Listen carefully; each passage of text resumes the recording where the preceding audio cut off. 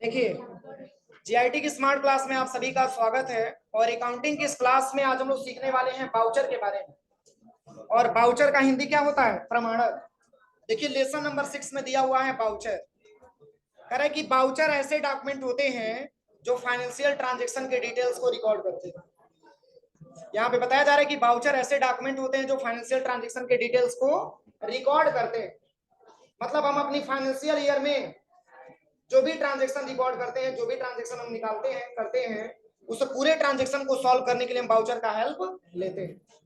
और फिर यहाँ पे बताया जा रहा है कि बाउचर का प्रयोग ट्रांजेक्शन को रिकॉर्ड करने के लिए किया जाता है।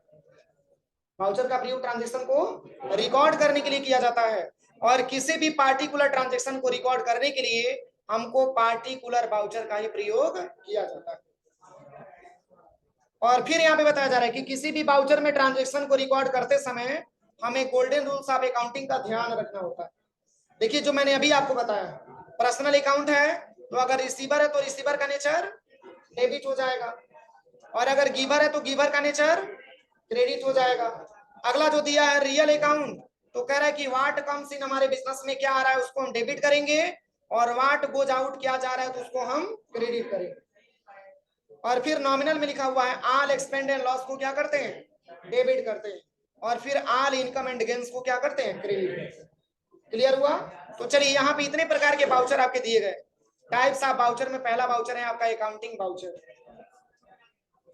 टाइप्स ऑफ बाउचर में पहला बाउचर है अकाउंटिंग बाउचर। और अकाउंटिंग बाउचर में आपका है कंट्रा बाउचर, जिसकी शॉर्टकट की क्या दिया? F4 दिया। यानी कि कंट्रा बाउचर की जब भी आप एंट्री करिए तो सबसे पहले जब आप बाउचर पे जाइएगा, वहां पे बाउचर जब आपको सिलेक्शन करना होगा कंट्रा बाउचर, तो इसमें शॉर्टकट की क्या दबाना होगा? F4 बटन आपको दबाना होगा। इसके बाद से कह रहा है कि पेमेंट बाउचर, इसकी शॉर्टकट की F5 होता है। रिसिप्ट बाउचर, इसकी शॉर्टकट की F6 होता है। मतलब कब और किस ट्रांजेक्शन को कब रिकॉर्ड किया जाएगा, ये आपको पूरा स्टेप बाय स्टेप आपको बताया जाएगा। पहले आप इतना समझिए कि अकाउंटिंग बाउचर में आपके इतने प्रकार के बाउचर आते हैं। एक आपका कंट्रा बाउचर आता है, एक आपका पेमेंट बाउचर है, एक आपका रिसिप्ट बाउचर है, एक आपका journal voucher, sales voucher, credit note voucher, purchase voucher और डेबिट नोट बाउचर आता है। ठीक है, इतने सारे बाउचर के बारे में हमको पढ़ना है। तो ये सारे के सारे हमारे अकाउंटिंग बाउचर के अंतर्गत आते हैं। समझ में आ रहा है ना? ये सारे के सारे हमारे अकाउंटिंग बाउचर के अंतर्गत आता है। तो इसमें जो है सबसे पहला बाउचर अगर हम बात करें तो यहाँ पे सबसे पहले देखिए अगला टॉपिक आपका क्या दिया है। अभी तो बाउचर के बारे में मैंने आपको बताया कि किस प्रकार के बाउचर के क्या शॉर्टकट की होता है। क्योंकि अगर ये शॉर्टकट की नहीं पता रहेगा, जैसे कि देखिए आप टैली सॉफ्टवेयर यहाँ से ओपन कर लीजिएगा, और जब भी बाउचर में आपको जाना हो तो गेटवे ऑफ टैली ध्यान दीजिएगा, और यहीं पे बाउचर ऑप्शन आपको मिलेगा। बस इसकी शॉर्टकट की केवल भी बटन प्रेस करेंगे तो भी बाउचर ओपन हो जाएगा। तो बाय डिफॉल्ट हमेशा ये क्वेश्चन भी आता है कि जब भी हम टैली की सॉफ्टवेयर ओपन करते हैं या कंपनी ओपन करते हैं तो पहला टाइम बाउचर कौन सा ओपन होता है?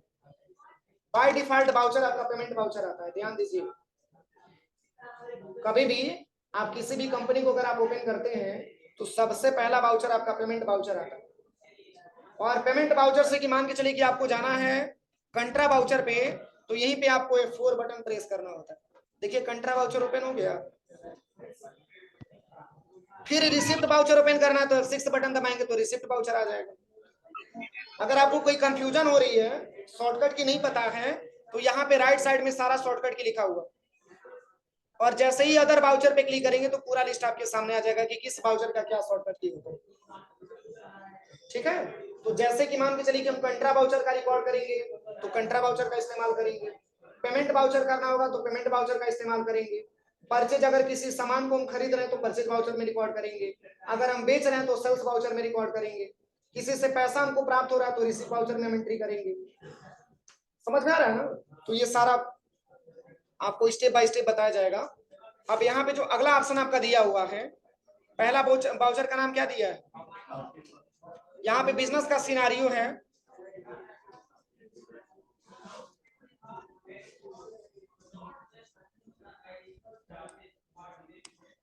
देखिए यहाँ पे बिजनेस का सिनारियो बताया गया है। कह रहा है कि mister Pushkar Shrivastava started a business name Gayatri mobile with capital of Rs 20 lakh in April 2020। और कह रहा है कि the company deals in different brand of mobile phones, the company makes frequent purchase from market traders and their biggest customer is Surya mobiles, the company has a current account in SBI for business purpose.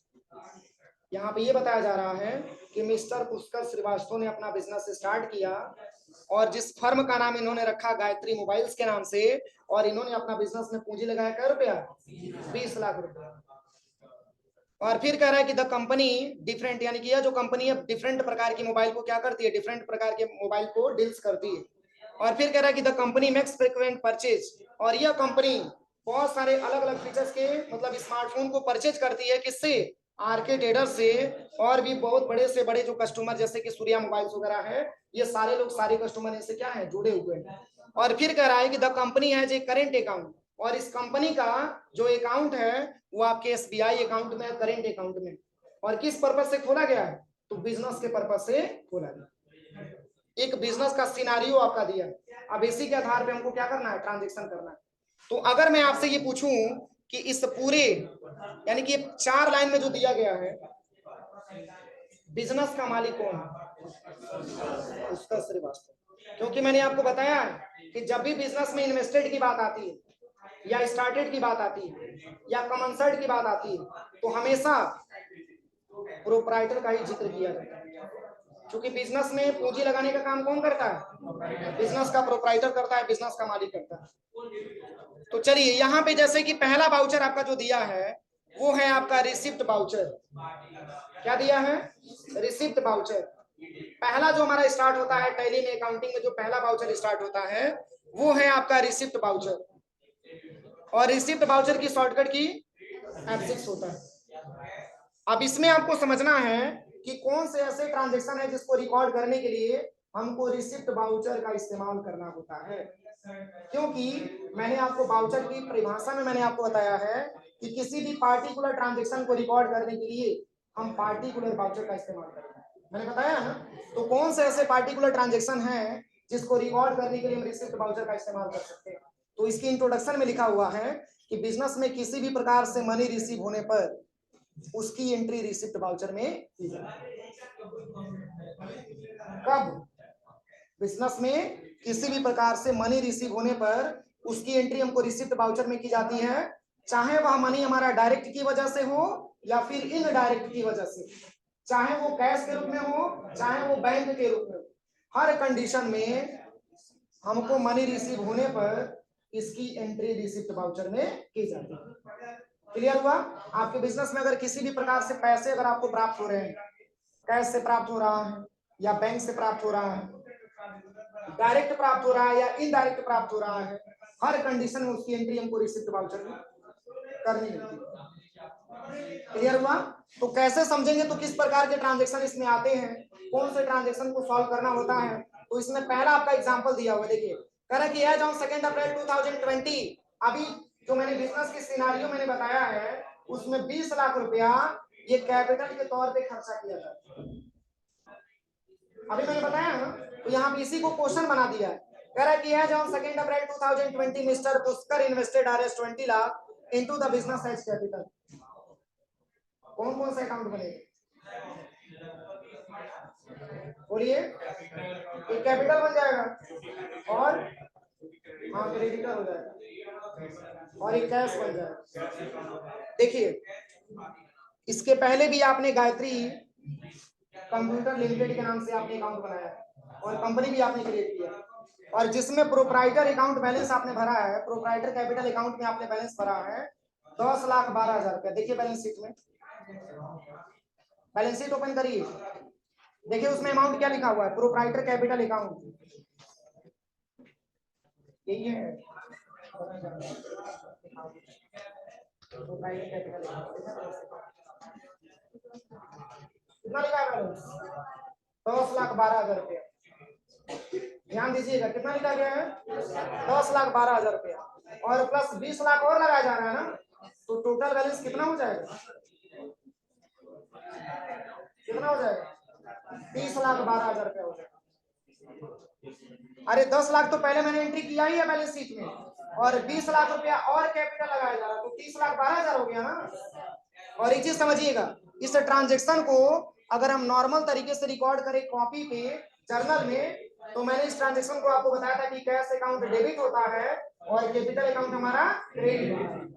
लेकिन इस voucher में अगर हम बात करें, इस transaction में हम बात करें, तो कैश हमारे व्यापार में आ रहा है, कैश हमारे व्यापार में आ रहा है। तो एक शब्द और देख लीजिए कि कैश अकाउंट में कितना बैलेंस शो किया गया, उसमें देखिए तो 4,75,000 होगा शायद,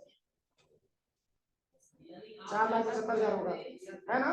और 20 से भी आके जुड़ गया तो कितना हो जाएगा,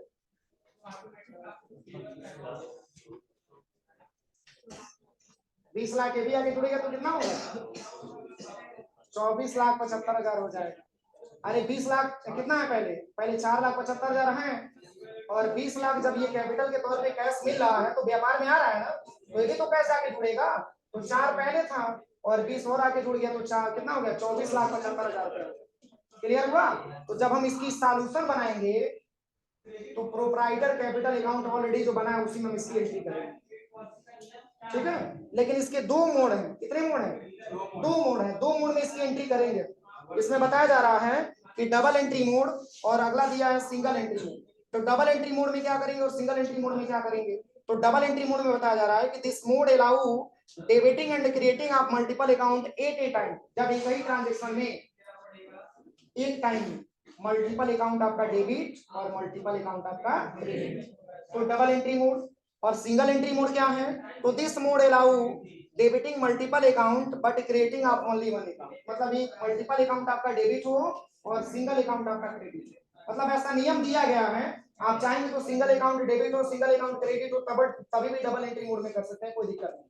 मतलब इस तरीके से अगर आपको ट्रांजेक्शन मिलते हैं तो आपको मोड को चेंज करना पड़ेगा। मोड को चेंज करने के लिए शॉर्टकट की कंट्रोल प्लस एफ बुक में आपको दिया हुआ।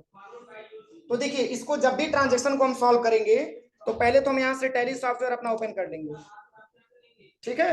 और किस बाउचर में एंट्री करना है, रिसिप्ट बाउचर में। और यहाँ पे क्रेडिट पूछ रहा है ना, तो क्रेडिट किसको किया जाएगा, प्रोप्राइटर कैपिटल अकाउंट पे, क्योंकि बिजनेस का मालिक ही बिजनेस में पूंजी लगाने का काम करता है। तो यहाँ पे ऑलरेडी पहले से मैंने लेजर बनाया किस नाम से, प्रोप्राइटर कैपिटल अकाउंट के नाम से। और इसका बैलेंस देखिए ओपनिंग बैलेंस में कितना दिखा रहा है, 10,12,000 रुपए। और कितना पूंजी लगाया जा रहा है, 20 लाख। तो ये भी तो आगे इसमें जुड़ेगा ना। फिर एंटर करिए, यहाँ पे बैलेंस लिख दीजिएगा 20 लाख। 1 2 3 4 5 6, स्पेलिंग देखिएगा यहाँ पे 1 0 गलत ना हो। कि जो बैलेंस यहाँ पे लिखा हुआ है कैपिटल अकाउंट का, ये पहले से बैलेंस कितना भरा गया, 10,12,000। और यहाँ पे 20 लाख जब और ऐड होगा तो ये पैसा इसमें आके जुड़ेगा ना, तो ये बैलेंस हमारा हो गया कितना, 30,12,000 रुपया। देखिए सही है।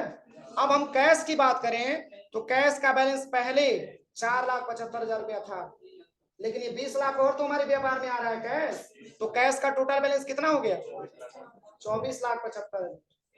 ट्रांजेक्शन हो गया, कंट्रोल एस एक्सेप्ट करा दीजिए, हो गया। बस यही करना है, बस डेबिट का डेबिट में और क्रेडिट का क्रेडिट में। लेकिन मोड चेंज करना मैंने नहीं बताया है, यहीं पे कंट्रोल एच दबा दीजिएगा। देखिए अगर सिंगल एंट्री मोड में करेंगे तो ऐसा इंटरफेस आपको मिलेगा, देखिए अगर डबल एंट्री मोड में करेंगे तो ऐसा इंटरफेस आपको देखने को मिलेगा। बस सही है। अब चलिए इसके बाद से यहाँ पे दिया हुआ है, पूरा ट्रांजेक्शन में आपका दिया हुआ है, कह रहा है कि यहाँ पे बता रहा है कि रिसिप्ट बाउचर कॉन्फ़िगरेशन करेंगे और कह रहा है कि डेबिट और क्रेडिट को क्या करेंगे, यस करेंगे। ये सारा ऑप्शन पहले से इनेबल है, लेकिन देखिए मैं आपको बता भी दे रहा हूँ। देखिए सबसे पहले यहाँ पे रिसिप्ट बाउचर ओपन करिएगा और यहीं पे F12 बटन दबाइएगा और यहीं पे लिखा हुआ है जनरल डिटेल्स में use credit debit instead of to by during voucher entry. इसी को क्या करना होता है, यस करना होता है, ठीक है। इसी को कंट्रोल एस एक्सेप्ट करा दीजिएगा, क्योंकि ऑलरेडी यस रहता है। अगर टू और बाई, जैसे कि अगर नहीं यस करेंगे तब क्या होगा, ऐसे भी तो क्वेश्चन बनती है। तो अगर हम इसको नो कर देते हैं तो देखिए क्या रिजल्ट आता है।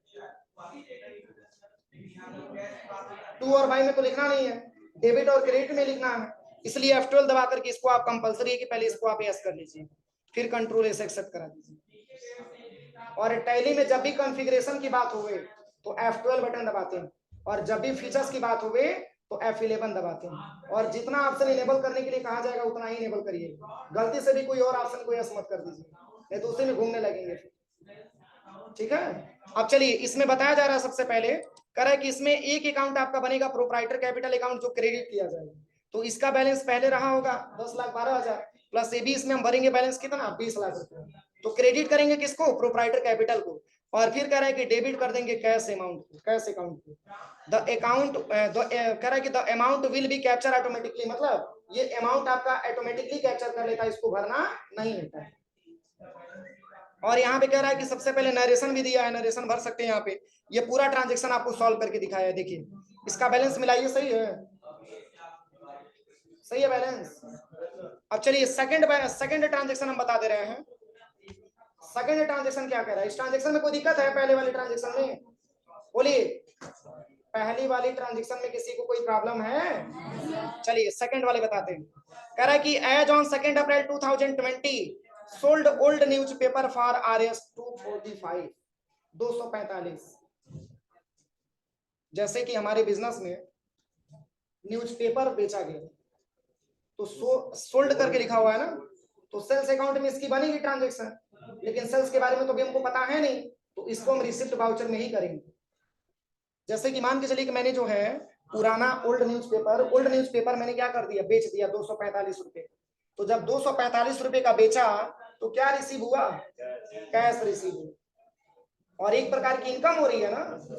तो इसमें जो है एक लेजर हम बनाएंगे सन्ड्री इनकम के नाम से, सन्ड्री इनकम के नाम से हम एक लेजर बनाएंगे, और उसके अंडर में रखेंगे इनडायरेक्ट इनकम। और अभी मैंने आपको बताया है गोल्डन रूल्स में कि अकाउंटिंग के अंतर्गत जैसे कि टाइप्स ऑफ अकाउंट में जो नॉमिनल अकाउंट होता है, उस नॉमिनल अकाउंट में जो भी हमारे बिजनेस के इनकम होते हैं उसको क्रेडिट करते हैं। तो यहाँ पे जो है सन्ड्री इनकम का लेजर बनाएंगे, इनडायरेक्ट इनकम उसका अंदर होगा, ग्रुप हो जाएगा, और इसको हम क्या कर देंगे, क्रेडिट कर देंगे। और न्यूज़पेपर बेचने के बाद क्या रिसीव हो रहा है, कैश रिसीव हो रहा है। अगर वो पैसा ऑनलाइन पेमेंट कर देता तो,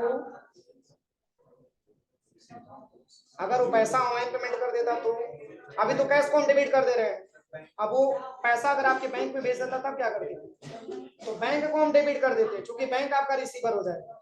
समझ में आ रहा है ना। तो आजकल ऐसे भी तो हो रहा है, मान के चलिए कि जो खरीदने वाले हैं सब ऑनलाइन भी पेमेंट कर दे रहे हैं। तो मैंने आपको बताया था कि जब भी ऑनलाइन की जिक्र आता है तो बैंक अकाउंट ही क्रिएट होता है।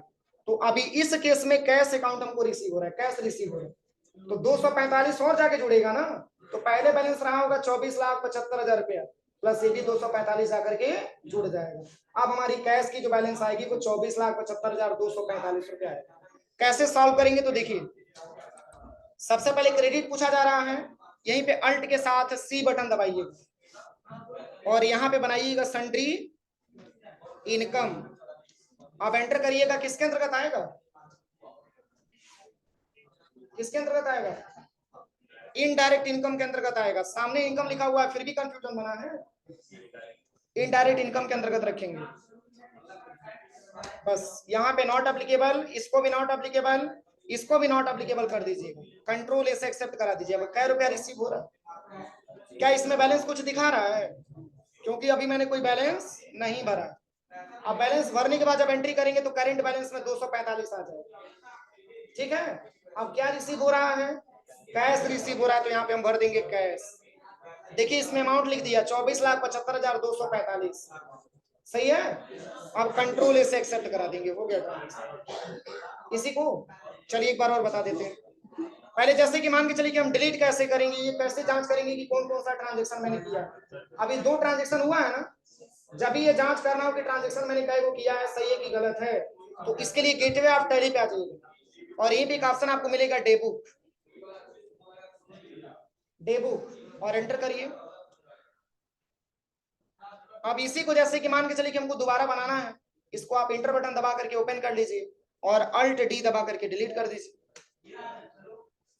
एक बार और समझिए, कहां पे आएंगे, बाउचर पे आ जाएंगे और क्रेडिट करेंगे किसको, सन्ड्री इनकम को। और इसका भी बैलेंस करंट बैलेंस में 0 है क्योंकि मैंने ट्रांजेक्शन को डिलीट कर दिया है। तो यहाँ पे भरना है 245, एंटर करिएगा। अब इसमें कैश ऑटोमेटिकली उठा लेगा, देखिए 245, बस कंट्रोल से एक्सेप्ट करा देंगे, कोई दिक्कत हो जाएगा। कितने लोगों को समझ में नहीं आ रही, ईमानदारी से हाथ ऊपर करिए।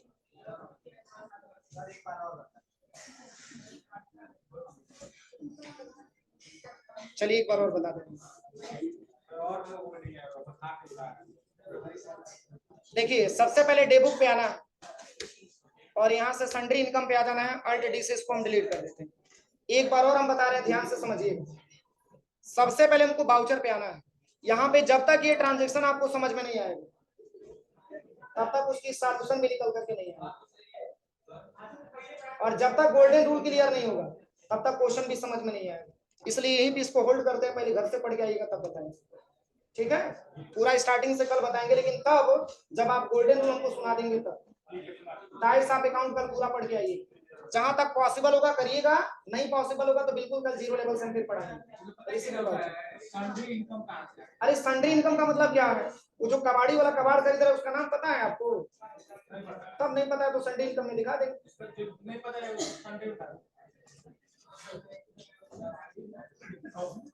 अब क्लियर हुआ? इनडायरेक्ट इनकम हो जाएगा, तो इनकम है तो क्रेडिट हो जाएगा। और ये तभी क्लियर होगा जब टाइप्स ऑफ अकाउंट पढ़ के आएंगे, अदरवाइज पॉसिबल नहीं है। पढ़ के आइएगा एक बार घर से आप लोग।